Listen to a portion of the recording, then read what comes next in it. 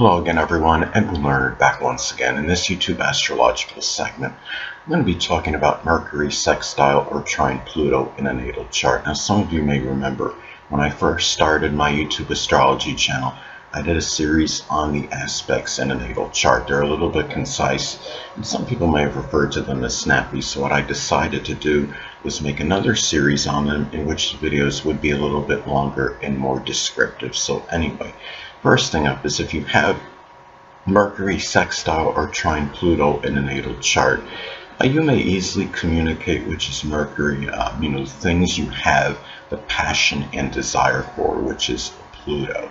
Now, let's say if you have Pluto in Virgo in the 5th house as an example, those things you have passion and desire for.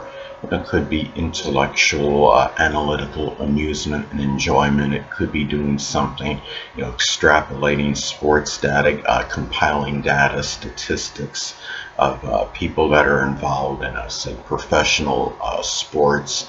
It could be, playing games, that are, require, a lot of analysis, such as chess or, haiku, something of that nature. If Pluto is in Libra in this 7th house as an example, it might be those things you have that, passion and desire for. There may be competition associated with balance, such as, tennis or gymnastics as some other examples. Now, another thing too is that Mercury sextile trine Pluto in a natal chart can also manifest in easily putting the mind, which is Mercury, on what you have that strong fixation on, which is Pluto. It could be a simple, very strong infatuation, and if you have, say your Pluto, is in Aquarius, that's well in the future, but, for, most people don't have it. There's a few people out there right now that may have it, but they're obviously, very young, of course. But let's say if the person does have their Pluto in Aquarius, those things you have that strong fixation for, even like a strong infatuation for, or what have you, may include, could be astrology, astronomy, electronics, computers, aviation, meteorology, innovation, new technology as some examples. And if it's in the 10th house as another example, it may be strongly tied into one's career and livelihood. Now, another thing about these aspects is that these aspects can be auspicious if there's any, say if you have any trauma or surgery, which is Pluto, that may be associated with the hands, the arms, the nerves, lungs, or breathing, which is Mercury, because you have a good relationship in the aspect between Mercury and Pluto. And it could also be where you have a strong ability to articulate those matters, to understand, what you need to do, whether it's you're rehabbing it, or whether there needs, just some surgery on it, or whether it needs something more just general therapeutic work. Generally, I would say people with these aspects can have a good understanding and conception of this. And the thing, now if you have, say, Mercury in Aquarius, there may be, if there's any issues with the hands, arms, nerves, lungs, or breathing, it might be more intermittent issues, may be very sporadic and erratic as an example. Now also too, these aspects can be, positive in terms of having little difficulty, with short journeys, which is Mercury, to Pluto-related venues, whether it could be something connected with horror, such as a horror house around Halloween time, something with forensics, psychology, or even the occult, which includes astrology.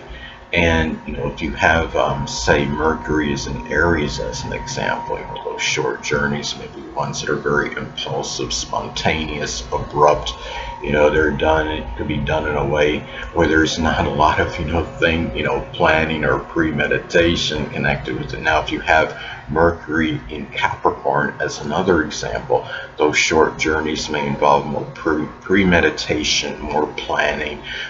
They may be more structured and disciplined as another example. Now, another thing too, about Mercury sextile or trine Pluto in a natal chart is that the thinking, which is Mercury, it could be positive for having, or I'm sorry, these aspects can be positive in terms of having that right amount, the passion and emotional intensity, which is Pluto, in matters pertaining to communications, writings, and manual dexterity, which is Mercury. Now, if you have say, Mercury in Pisces, those writings may be tied in, it could be with poetry or the paranormal, it could be writing about dancing or photography or the metaphysical, which includes astrology, maybe something with boating, fishing, the sea, as some other examples of Mercury, say, is in Taurus. Those writings, may be tied in, just with things that are associated with, money, financial acumen, possessions, resources. It could be, some Taurus-related field, whether it could be geology, carpet laying, understanding of, being a stockbroker or a pawnbroker, something associated with architecture, agriculture, gardening, cultivation, as some other examples. Now, another thing too is that these aspects can be auspicious in terms of being able to analyze, which is Mercury, Pluto related topics, and that can cover, naturally a wide divergence of things. That can include, whether insurance, recycling, taxes, transformation, matters pertaining to death. Um, it could be, something associated with the occult, which includes astrology or forensics, investigation, embalming, as some examples. And, if Mercury is in Virgo, say, as an example, the mind can naturally be very analytical, might even be a little impatient for those that don't think quite as fast as they do. And another thing about these aspects is that it can be very propitious in terms of, having, control, which is Pluto, when driving, which is Mercury. Maybe they're more equipped to handle power steering. I'm being flippant with that, of course. But anyway, and Mercury, say if it's in Pisces, there may be a lot of, short journeys and drives that, that are very convoluted or chaotic, where it's easy to get lost. But if you have, the positive aspect from Pluto, it could be more control in those matters and being able to work through, a confusing, drive more so than the typical Mercury and Pisces person, as an example. Now, also too, these aspects can also be very, beneficial in terms of having, that power and control, and being able to, transform, even, which is Pluto, vehicles, which is Mercury. It might be, if you're somebody, say, that's enamored with cars and likes to work on them, and you have, certain, dexterity. You may be somebody that is very proficient in terms of rebuilding vehicles, or it could just simply be, say, buying a vehicle that is rebuilt. It could be something where it's just very favorable for those matters, just in general. And also, too, these aspects can be positive, say, for something, for Pluto-related, subjects, during the early education, um, which is Mercury. So, and again, that can cover a wide divergence of things. Pluto-related subjects can include, learning about insurance, taxes, recycling, surgery. It could even be, something with the occult, which includes astrology, if that is actually ever taught, in early education. I don't know if it is or not, but if it is, could be auspicious for that. And also, too, any upheavals or crisis, which is Pluto, may be easily, handled if you had to deal with any during your early education, or if they involve siblings, cousins, or neighbors, which is Mercury.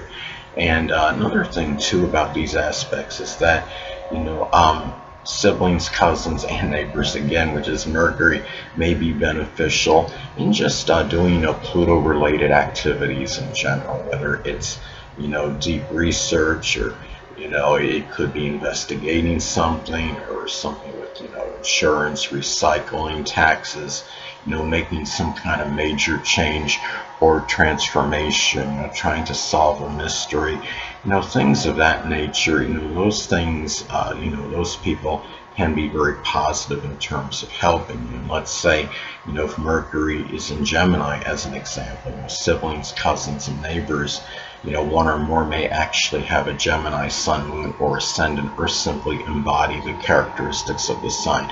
It could be people that are very mercurial, loquacious, adaptable, versatile.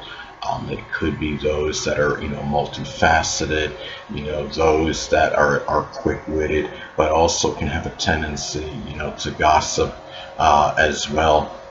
Anyway, people, that'll conclude this YouTube astrological segment. Until next time, everyone, saying stay well.